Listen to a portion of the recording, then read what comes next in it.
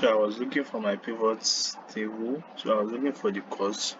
So this new column that it has created in memory, so it could still now work based on the filter context. So I could still now say, okay, yeah, let me just see the cost for each state. It does the same thing I explained earlier on using the filter context.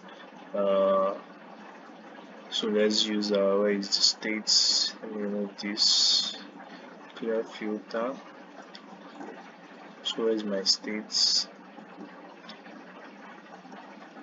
So I'm using Alabama. So Alabama, it does the same thing. So but this is created in memory, it's not a physical table, so it does not hinder the performance of your reports that much.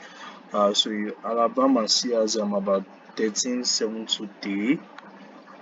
Where is it? So it's 13723. So it works, so it does the same filtering, run the cost, filter the next stage, run the cost, filter the next one, run the cost, filter the next one, run the cost, up to the last filter that, so up to the last state that it has here.